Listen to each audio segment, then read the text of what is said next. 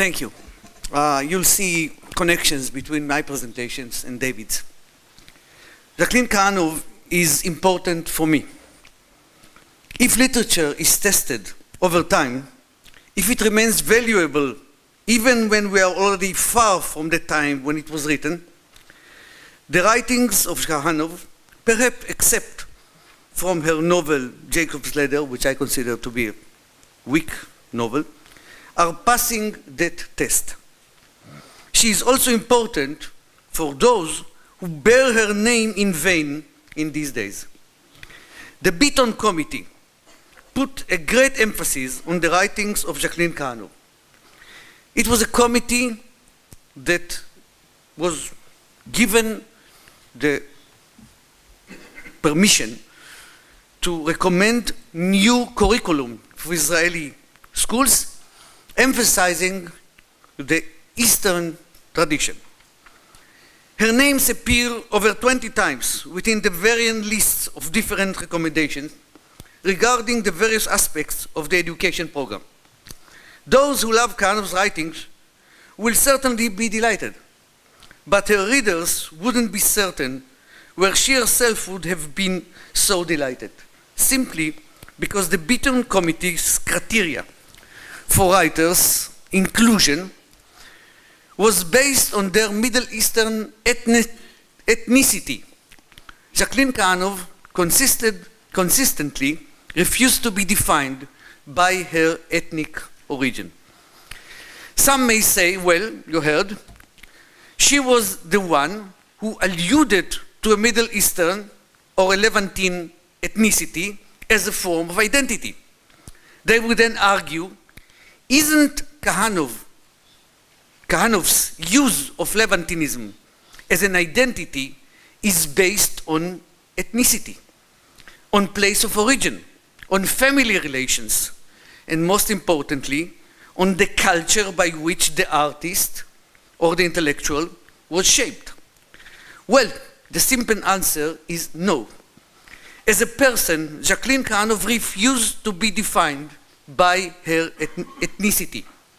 As an intellectual, she refused to treat Levantinism as culture based on historical or biological origin. On the contrary, according to her, the real magic of Levantinism stemmed from its capacity to distinguish individuals based on their destination, not on their point of departure. Let me add that the same government that appointed the Beaton Committee was represented today by the Minister of Culture, that came to the press and said that all the winners of the Israel Prize until today that were announced are all Ashkenazi by origin. This again would, I would say, infuriate followers of Cahanoff. People are not defined according to their origin. People are defined according to their destiny, to their destination. And there is no need to search in hidden corners of her writings for evidence for that position. One can find it in her most cited paragraph, which is also familiar because Ronit Matalon, the fine writer, included here this paragraph in her beautiful novel, The One Facing Us. In this paragraph, she exhibits sarcasm toward the worship of one's own origin. And I'm quoting, I remember one summer, we were in a hotel in Alexandria, by the sea. It was full of English officers and their wives. And one lady asked me what I was. I did not know what to answer. I knew I'm not Egyptian like the Arabs, and that it was shameful not to know what one was. And so, thinking of my grandparents, I replied that I was a Jewish Persian, believing that Baghdad, the city they came from, was in the country from which all beautiful rugs came.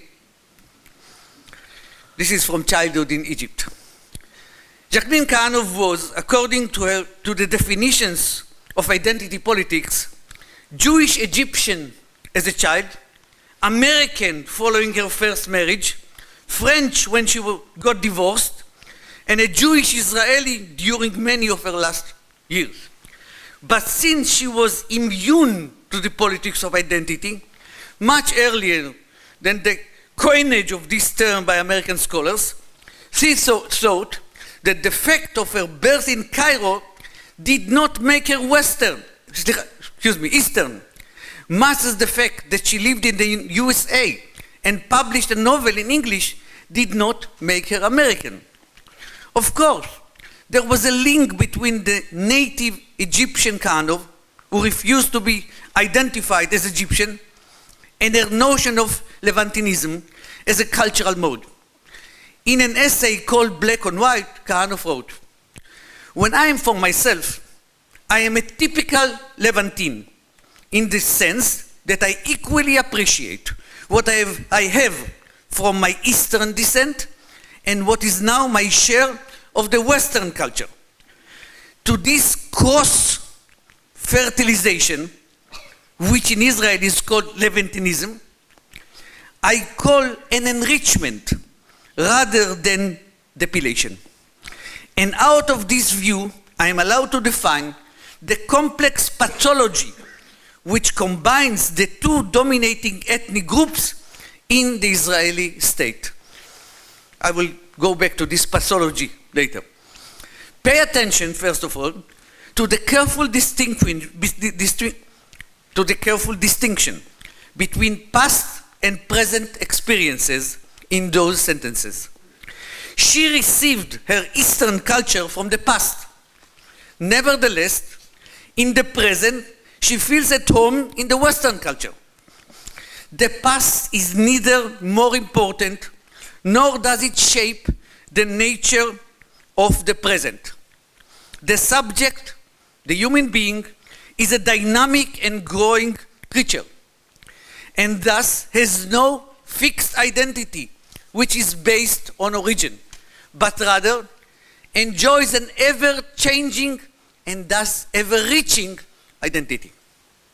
Furthermore, for Cahanoff, the ethnic origin as a form of identity is actually nothing but a fixed identity, which is an insult for our right to gain a new self as we move, as we absorb new resources for constructing our identity, resources that were once estranged from who we were and are now part of us. She believed that ethnic origin as the sole resource of the construction of one's identity is a mere nostalgia or elusive sentimentality. Even as a child, as we saw, she already sensed the ridiculous aspect of that illusion. That is why Jacqueline Cahanoff is important today. The Beaton Committee makes political use of the cultural trend to worship the ethnic origin. The Minister of Education and our Minister of Culture, like many other preceding rulers, know very well that divide and conquer will serve their purpose. That is why they looked for intellectual figures that are willing to deal with the historical injustice made to the culture created in the East, and there was an historical injustice, by dealing with it, by artificially affixing the Israeli Eastern Jewish student to his or her past and ethnic origin. If only this was an inclusive committee addressing the whole array of many cultural and two national issues of Israeli students, it would have been a positive step for Jews and Arabs, for secular and religious, for Western Jews and for Eastern Jews, including the Ethiopians and the Russians, both Asian and European. If we this committee would address all these cultures, it would be a positive step. But a committee which isolates the Eastern culture of Jews is a committee which is bearing in vain the name of Jacqueline Cahanoff. It is a committee which helps certain politicians to cover the eyes of the students whose parents were born in the East and prevents these students from seeing their Israeli present and from experiencing the shared Israeli reality in which they could, I'm almost quoting again, equally appreciate what they have from their Eastern culture descent and what is now their share of the Western culture. I'm also quoting Jacqueline Cahanoff again.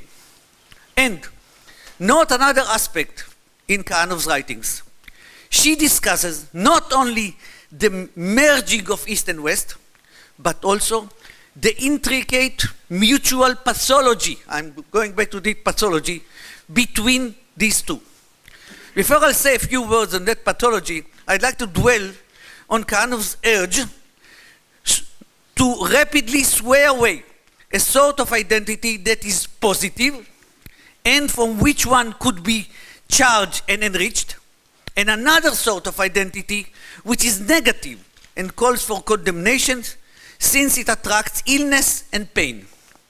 The Beaton Committee is based on the false assertion that our ethnic origin determines who we are, and on top of that, it adds an even greater illusion, which is the assertion that our origin can only enrich us. In this way, it continues the familiar trend of the academic politics of identity, which is comprised of A, accepting the culture of one's origin as nothing but the absolute good, and B, avoiding a critical approach towards your ancestors, your homeland, or the books it has created. This is how identity politics have paved the way to neglect the essential intellectual obligation, which is criticality.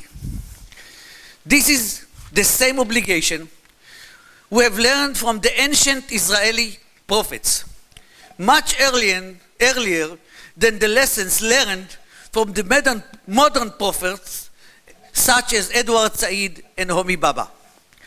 According to that obligation, we are fulfilling our intellectual duties only when we are ready to criticize our own culture, only when we expose its weaknesses and attack it in a powerful way that rejects any censorship, institutional or ideological. In the essay Black on White, Cahanoff refers to the negative aspects within the Eastern Jews. And I'm quoting her words. And another quote. Relative deficiency in relation to the industrial society, lack in the professional qualifications, both in terms of technological and spiritual expertise, which is the expertise that is needed in order to remain competent in our world. That was the situation during the 60s. It is nothing like that today. I believe that the Israeli society, which had both discriminated, yes, it did discriminate, and merged between culture, has created a second generation of Eastern and Western Jews for whom only financial harshness and not cultural deficiency is separating them from the multicultural middle class in Israel. When it comes to financial harshness, many sectors are sharing this same situation. Palestinian Arabs, Eastern Jews, especially those who live in the peripheries, Ethiopian Jews, former Western Soviet Russian Jews, as well as kibbutz members who became impoverished following the privatization. How can we fight poverty? How can we build a counterforce against the greed of capitalism? if not, by joining the forces of all disadvantaged communities. In this sense, the isolation of the Eastern Jews only does them wrong. Let us go back to Cahanoff. As a responsible and courageous intellectual, she observed negative aspects in those who shared her ethnicity, but her intellectual integrity and reluctance to fall into idealizations also led to her to observe other ethnic groups with equal criticality. She, who obtained the Western culture with such an alert curiosity, knew very well that American and European intellectuals, and I'm quoting again, already observed the imperfections of a society that is organized around effective financial model, but at the same time creating a financial man. I would call this man Homo faber, which dispossesses subjects from their personality and humanity to such a degree that the self manifests itself mainly through acts of violence. End of quote. Unlike the Eastern separatists, Cahanoff was able to simultaneously observe the imperfection caused by slow modernization within her own ethnic group and the imperfection caused by modernization followed by alienation in the Western world.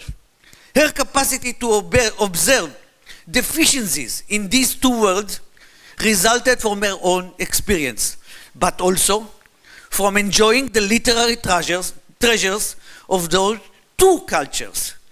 As she was reading both the Chiron trilogy by Naguib Mahfouz and The Stranger by Albert Camus, her balanced critical view and a refusal to accept cultural separatists gave Cahanoff the capacity to dream a necessary dream of pluralistic human being, one who is neither all Eastern nor all Western. This human being takes from the East, and I'm citing Cahanoff again, high degree of ethnic solidarity and emotional fulfillment, which is linked to the act of worship. She rejected worship as a belief in supernatural power, yet she, and I'm finishing, embraced this worship as it serves as antidote against alienation and loneliness. And the same person adapts to the Western rich experience in science and technology and the institutions that try to achieve both economic needs and a higher degree of social justice, of human justice. Cahanoff wished and could combine between an Eastern tradition of solidarity and community and a Western tradition of equality, and I would call it social democracy. This non-monolithic, non-separatist person who takes much from two distinct cultures and criticizes all cultures is the Levantine human being of Jacqueline Cahanoff, my mentor.